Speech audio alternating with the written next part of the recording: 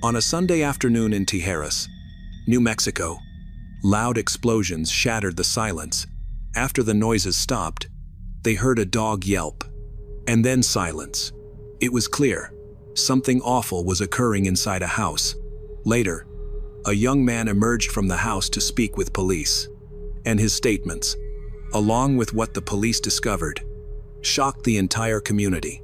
Join us as we explore this case further, revealing disturbing truth secrets, lies, and a courtroom drama where the distinction between innocence and guilt became more complicated than anyone imagined. The Mestre family wasn't well known in Tijeras, New Mexico, but those who knew them considered them quiet and reserved. The family, consisting of Raimundo Mestre, the father, Bertha Huerta Conde, the mother, their 3 children, Nancy, Adlai, and Brielle. They had moved to the small community around 2021. They rented a house with a large, private yard, and it quickly became one of their favorite things about the house. Raimundo was a hard-working man devoted to his family. Bertha, his wife, was a kind, caring homemaker, well-liked by their neighbors and friends. By 2024, their oldest daughter, Nancy, had moved in with her partner and was pregnant with her first child. As autumn neared, the entire family eagerly awaited the baby's arrival. However, their joy was short-lived. A sudden and tragic event was about to turn their happiness into grief. On Sunday, the 13th of October, just before 2:00 p.m., emergency services received a call from a concerned man. He explained that he had heard several loud bangs at Mestre house next door. They sounded like gunshots to him, 5 or 6 in all, followed by a single gunshot about 10 minutes later. He also thought he heard the distressed cries of a dog. At first, he thought he might be overreacting, but when he tried to reach their family by phone and got no answer, his anxiety grew. He walked to the house and rang the doorbell several times, but there was still no answer. That's when he decided it was time to call the police. Around 2:14 p.m., officers arrived and their body cameras began recording. As they approached the house, they had no idea what they were about to encounter. They knocked on the door. After a few moments of silence, a disoriented and unsteady young man, 24-year-old Adlai, answered. He chillingly stated his family had attacked him. When asked for more information, he said the attack occurred in his bedroom, and a knife was used. The officers told him to come closer. When they asked if he had any weapons, Adlai said yes, and then seemed to reach for something. The officers immediately told him to turn around so they could restrain and search him. Adlai complied. While still in handcuffs, he was asked to recount the events. This time, he stated that his father and sister had attempted to kill him. He claimed his father tried to stab him in the heart with a knife, while his sister held a meat tenderizer. He then confessed, without pausing, that he had killed them both. This was just the start of a story that would become increasingly disturbing and bizarre. Suddenly, Adlai's words quickly became meaningless and incomprehensible. His sentences were disconnected, dreamlike, and made no sense, leaving the officers unsure if he was confessing or simply rambling incoherently. After searching him, officers found a gun in his pants pocket. He gave it to them willingly. They then placed him in the patrol car. The police continued to search the house. At the door, they ordered anyone inside to raise their hands and come out. But no one did. That's when they noticed the first signs of what they were truly dealing with: dark reddish stains on the entryway floor. The patterns were unmistakable. Something violent had happened here. While waiting for backup, the officers began piecing together the grim picture forming before them. Once backup arrived, they entered the house. Inside, they found a disturbing scene. Blood droplets were splattered on the walls, and a trail of blood led upstairs, soaking into the carpet. This suggested that someone had been dragged up the stairs. They also found a severely injured dog, which explained some of the blood. After searching every room, they found no sign of the family. The search then moved to the backyard. where they quickly spotted more drag marks leading away from the house. But the yard was vast, stretching far beyond the officer's immediate line of sight. One officer returned to the patrol car, hoping Adlai could narrow down the search area.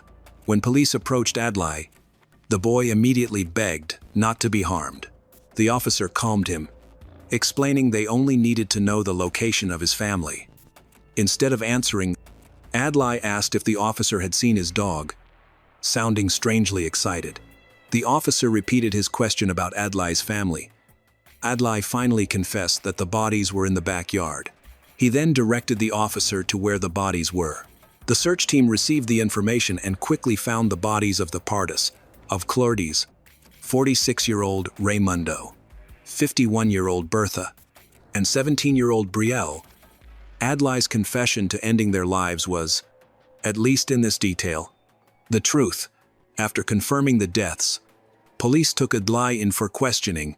He claimed the bodies were convulsing and foaming at the mouth, and that their wounds had somehow healed. Then, Adlai launched into another nonsensical story, this time involving seismic waves, the Big Ben clock tower, a submarine, and an unknown woman.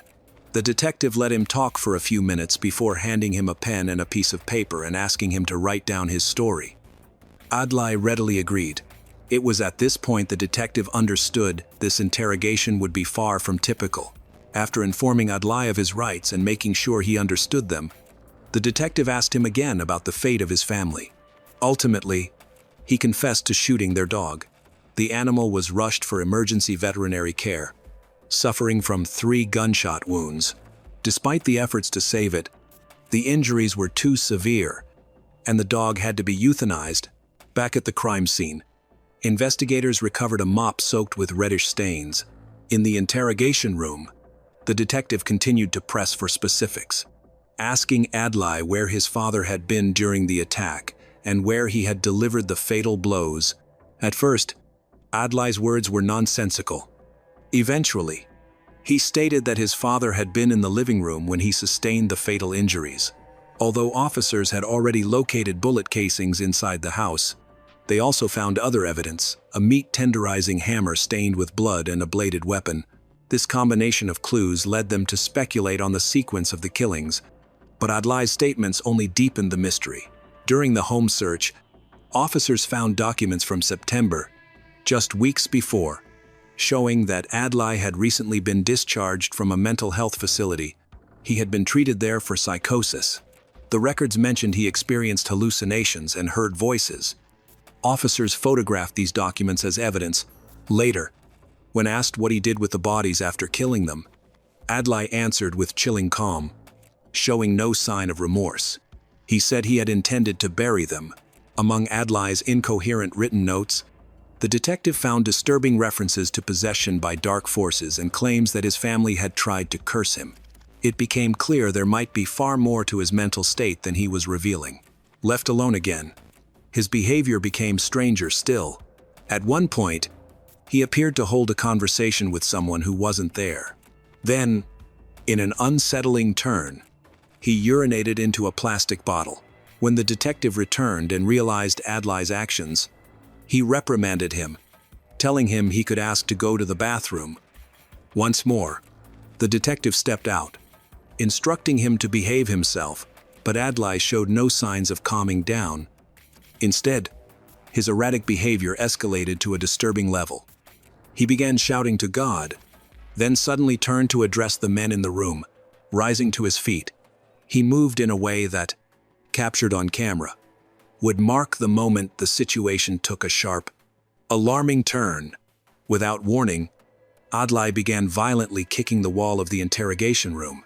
Within moments, he had created a hole large enough to squeeze through. Escaping into the hallway, he made a direct path toward the elevators. The noise drew the attention of deputies, who intercepted him. Just seconds later, it became clear that the walls of the sheriff's office were never designed to hold someone determined to break out. Deciding it was too risky to keep him inside, they placed him in the back of a patrol car to let him calm down. Once he appeared more settled, Adlai was brought back inside for processing photographs, a buckled DNA swab, and the collection of his clothing. he was issued a temporary jumpsuit and escorted back to the patrol vehicle. This time, the destination was the county jail. Upon arrival, he was placed in an intake holding cell. Investigators found Adlai's sister, Nancy, and had the difficult job of informing her that most of her family had been murdered in a shockingly violent way. She became visibly upset, sobbing, and struggled to understand what was happening. In a later interview with detectives, Nancy explained why Adlai might have brought up possession. She was both disbelieving and angry as she described how her family had minimized or excused Adlai's strange behavior. This was partly because their mother believed Adlai was possessed and not accountable for his actions. However, Nancy disagreed with this explanation, believing that there had been significant warning signs that were ignored. Nancy also told detectives that at the time Adlai was released from the hospital, mental health professionals concluded that he was not a danger to himself or others, and that he had never mentioned any intention of harming his family. When asked about his medication, Nancy confirmed he was prescribed treatment, but admitted he was not taking it consistently. She had confronted him about it herself, worried for his well-being. She said she wasn't the only one. Her mother had even found pills in the trash. Everyone in the household had urged him to take his medication. Despite these issues, Nancy said her brother had appeared normal for months leading up to the killings. Authorities later confirmed that the firearm believed to be the murder weapon was legally registered to their mother. On Monday, the 14th of October, the sheriff held a press conference calling the case highly complex and in need of thorough analysis. He disclosed Adlai's medical history and shared key investigative findings. The sheriff also raised concerns about the state's red flag gun laws, measures that allow authorities to temporarily remove firearms from individuals deemed a danger to themselves or others, suggesting that such intervention might have prevented the tragedy. The neighbor who had first called 911, it spoke to reporters as well, still shaken. He said he had never noticed anything alarming about the family and remembered them only as kind and friendly. On Friday, the 18th of October, 5 days after the murders, Adlai appeared in court for his initial hearing. One of the responding officers testified, describing the scene as brutal. Prosecutors told the judge they had recovered 10 9mm shell casings from the property, and that the victims also showed signs of blunt force trauma. The state played security footage from the sheriff's office, showing Adlai breaking through the wall during his attempted escape. Though calmer that day, the sight of the video prompted him to interrupt his own attorney, insisting he wanted to speak. Ignoring his lawyer's advice, he loudly claimed his medication had been stolen and that he had tried to escape because he was afraid. He repeated strange claims about his parents and sister, saying that they spewed strange liquids from their mouths, and urged the media to release forensic photographs to prove he was telling the truth and that he had acted only to save his own life. End of trial. Adlai Mestre was formally charged with 3 counts of first-degree murder, 4 counts of evidence tampering, 1 count of extreme cruelty to animals, 1 count of escape from police custody, and 1 count of criminal damage to public property. His attorney argued for supervised release with proper medication, but the judge sided with prosecutors, ruling that Adlai was a danger to the community and ordering him held without bond.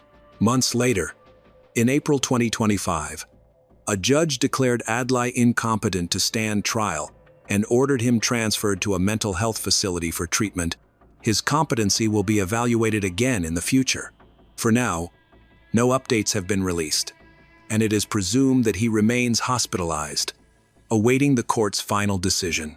Now that the full scope of this harrowing case is known, the question remains: will the justice system ultimately bring closure to the Mestre family? Or will investigative challenges, mental health complexities, and systemic gaps in firearm regulation leave the truth forever clouded?